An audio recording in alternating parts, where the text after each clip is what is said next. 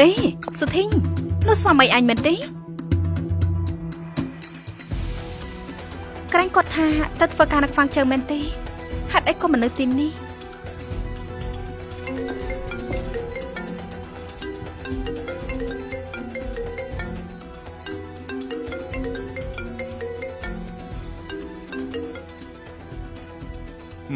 អាឡូអូន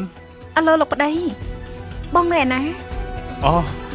បងចុះបេសកកម្មនៅខ្វាំងជើអូគ្មានអីទេអូនគ្រាន់តែទេមកសួរបងមកវិញហើយនៅប៉ុណ្ណឹងចុះ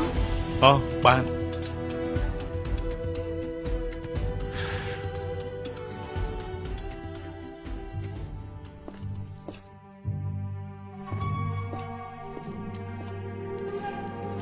សុធីញ៉ាស្វាមីអញបោកប្រាស់អញច្បាស់ណាស់គេមិនមែន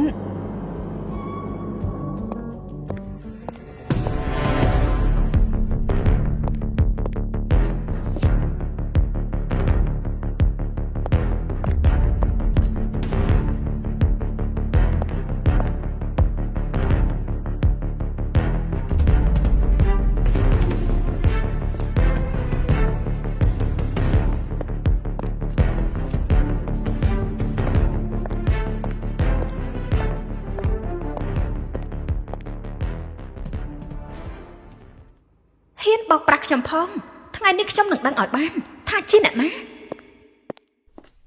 ម៉ាថ្ងៃនេះជាថ្ងៃកំណើតរបស់ម៉ាមើលចុះខ្ញុំទិញ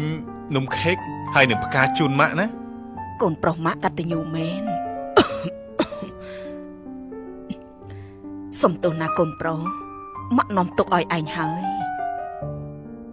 ម៉ានិយាយអីខ្ញុំជាកូនប្រុសរបស់ម៉ាក់ទាំងនេះជាអ្វីដែលខ្ញុំគួរតែធ្វើណែម៉ាក់មានរបស់មួយនេះទៀត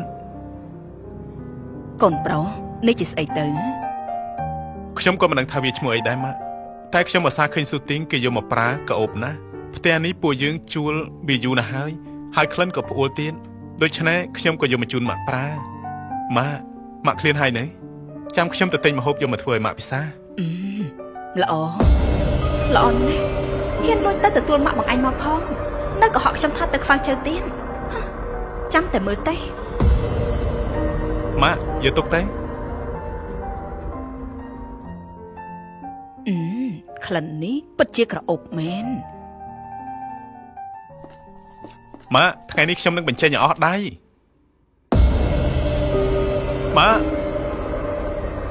ម៉ា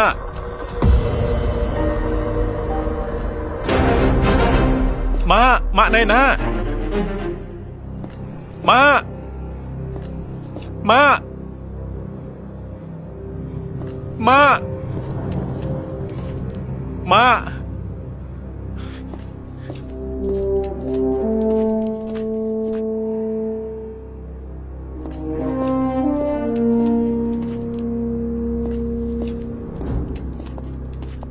សំទោសបងស្រីមានឃើញស្ត្រីចំណាស់ម្នាក់អាយុប្រហែលជា50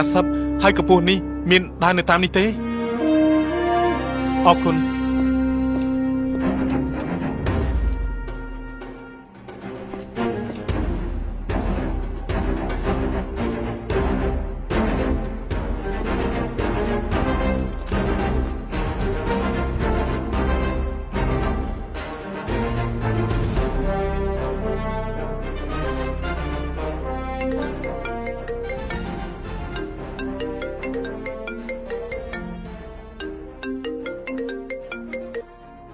អាឡូបងណែណាបងប្រាប់ហើយថាបងនៅខ្វាំងជើដល់ពេលនេះហើយបងនៅហ៊ានខកខ្ញុំទៀតអីពេលនេះបងបញ្ញាំត្រឡប់មកវិញភ្លាម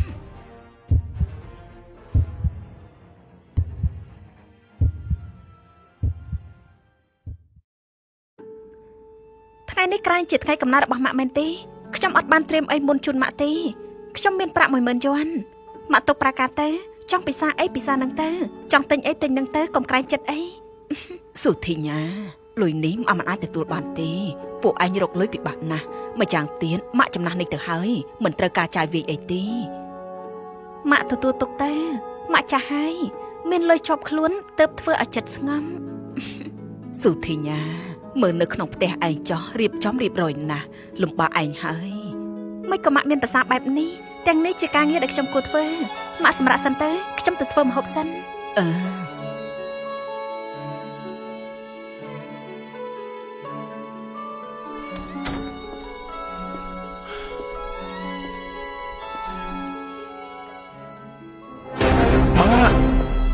មិនក៏ម៉ាក់នៅទីនេះម៉ាក់គាត់នៅជាម៉ាក់បងដែរមិនក៏អូននិយាយបែបនេះជាម៉ាក់បងមិនក៏បងដាច់ចិត្តទុកឲ្យគាត់រស់នៅខាងក្រៅតែម្នាក់ឯងមនុស្សចាស់ងាយនឹងភ័យខ្លាចណាស់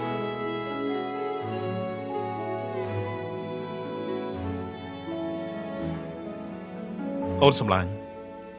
ថ្មីនេះសុខភាពម៉ាក់មិនសូវល្អជើងក៏ដើរមិនសូវស្រួលបងទៅទទួលគាត់ពីស្រុកមកបងមិនហ៊ាននិយាយប្រាប់អូនទេបងខ្លាចអីទេកូនប៉ុនឪពុកម្ដាយធំធេងគ្មានអ្វីប្រៀបបានម៉ាក់ចិញ្ចឹមបងដល់ធំតែម្នាក់ឯងមិនងាយស្រួលទេពេលនេះសូម្បីតែផ្ទះកូនប្រុសខ្លួនឯងក៏មិនអាចចូលបានដែរមែនទេបើជាត្រូវជួបផ្ទះគេឲ្យនៅខាងក្រៅម្នាក់ឯងសូឡាងបើខ្ញុំជ្រើសរើសរស់នៅជាមួយបងហើយស្មើនឹងខ្ញុំទទួលយកគ្រប់យ៉ាងរបស់បងពួកយើងជាគ្រួសារតែមួយមានរឿងអីពួកយើងអាចប្រឈមមុខជាមួយគ្នាបានកតញ្ញូត្រូវនំមកឪពុកម្ដាយផ្ដល់ជីវិតឲ្យយើងចិញ្ចឹមបីបាច់យើងធ្វើមនុស្សត្រូវមានមនសិការកាលពីនៅតូចប៉ាម៉ាក់ផ្ដល់ភាពកក់ក្ដៅមកឲ្យពួកយើងពេលនេះពួកយើងធំហើយបង្កើតគ្រួសារខ្លួនឯងបានហើយពួកគាត់ក៏ចាស់ហើយគ្មានទីបង្អែកផ្ទះរបស់ពួកយើងក៏ដូចជាផ្ទះពួកគាត់ដែរស៊ូឡាងមង្គលការមិនមែនជារឿងមនុស្សពីរនាក់ទេតែជារឿងរបស់គ្រួសារពីរបងគិតថាហេតុផលប៉ុណ្ណេះប្រពន្ធបងមិនយល់មែនទេអូនសម្លាញ់បងសុំទោសបងមិនគួរបែបនេះទេបានហើយលើកនេះអូនអធ្យាស្រ័យឲ្យបងចុះ